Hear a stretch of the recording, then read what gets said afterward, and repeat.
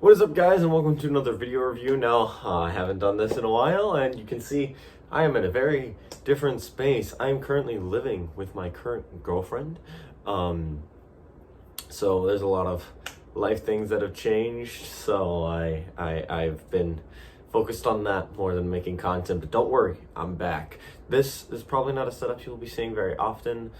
This was very impromptu. I wanted to start making content for you guys, get a couple videos filmed and edited and put up in preparation for the rest of the year so that I don't have to do it later. So, but today we're going to be looking at the Studio Series 87 Bumblebee from Dark of the Moon. And before we take a look at the figure proper, let's take a look at his accessory, that just being his fusion cannon. Now, this piece is just cast in a dark gray gunmetal plastic, the same piece that comes with the Revenge of the Fallen and the 2009 figure, just in a different color. Same sculpt work, nothing new. I just wish, as nice of an accessory as this is, I just wish it came with a little bit of paint on it, or I wish they just gave us a whole new accessory in general, but that's it for this accessory, so let's get on to the figure itself. And here we are with the Transformers Studio Series Dark of the Moon Deluxe Class Bumblebee in his Chevy Camaro mode. Now, this is easily my favorite mode for Bumblebee in the Bay films, even beating out The Last Knight. I just think it's the most incredible, looking of all of them. Now, let's take a look at those closer details of this car mode. As you can see, you got the Chevy logo picked out in black and gold, some silver for the headlights as well as the floodlights, black for the grille, and black for the bottom of the bumper. We have some gray tires with some gunmetal with a nice Autobot insignia sculpt, kind of, in all four tires. All four tires are also this plastic and the gunmetal. Some color mismatch, like from up here with this and here with the rest of the car, but that's all right. Yeah, the racing stripes, wish they continued all the way to the back, but I'm pretty sure that's screen accurate. You also have a sculpted in gas can right there, which I really liked to notice. Obviously, the door handles are on both sides. No silver for the mirrors, kind of unfortunate. But you do have the Chevy logo sculpted there. Black down there, some red for the tail lights, and then you got the gray for the spoiler. But yeah, that's about it for detail on this guy. So let's get some comparisons in here and show him how he scales. And for comparison, just moving him off to the side right there, we have my next Studio Series review, the Transformers Dark of the Moon Dino. His brother in arms, the Last Knight Deluxe Class Studio Series Hot Rod. And my next review, the Transformers Masterpiece MP47 Hound. And that's all for comparisons. Now let's get this guy back into center stage and get him from looking like this to looking like this. And wow, I know that the TLK mold has been shrunken down and reused and reworked in so many ways, and in this sort of fashion it feels lessened because there's aspects of this figure that are not like that TLK figure, and that was the last Bumblebee figure that I bought until recently, obviously, and size comparison is coming up. But let's take a look at the details of this guy now, just getting him all straightened.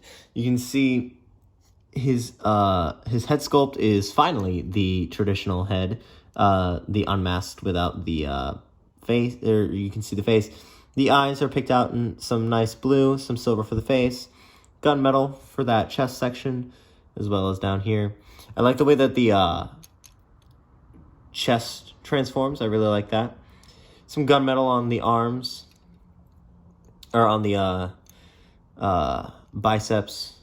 Some gunmetal for those arms details. Some gunmetal for the crotch.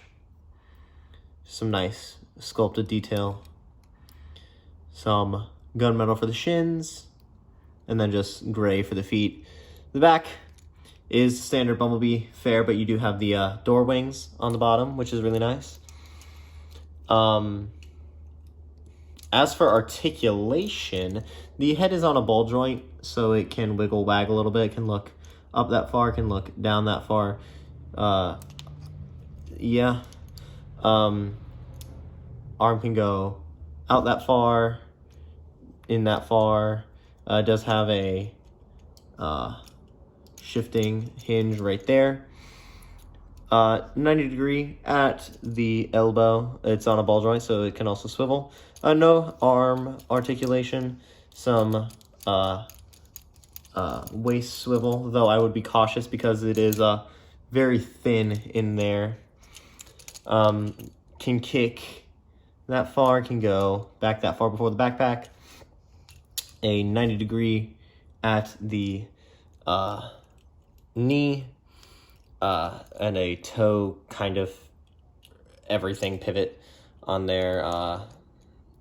The guy is really poseable, and I really do quite like him. So let's get him next to some figures to see how he scales in this mode. And for comparison, just getting the Studio Series Bumblebee off to the side, here we have him next to a most previous review based on of chronology and the fact that I sold some stuff. Here we have him next to the MP39 Masterpiece Sunstreaker. Here we have him next to one of my future Studio Series reviews, the SS-87 Revenge of the Fallen Jolt. Here we have him next to a future Masterpiece review, not the next one, after Hound, not the next one. He'll be later in the year. But the NPM 03 Bumblebee.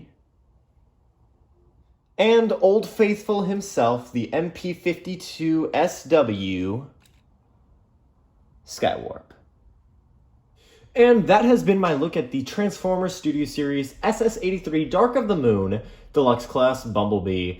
Now, I filmed the intro like almost a month ago when I got the figure, so I've had this guy for a while, so I've had the time to form an opinion off of this guy, and I do highly recommend him for anyone who is looking to complete that Dark of the Moon line, for anyone who's looking to complete that Studio Series line, and anyone really who's a Bumblebee fan. Figure's great. So if you want this figure and you want to see more, hit the like button and subscribe. And this is your second reminder to please leave a like. I'll leave a link down to somewhere where you can get this figure and more for your Transformers needs. So with that being said, I'll see you guys in the next review.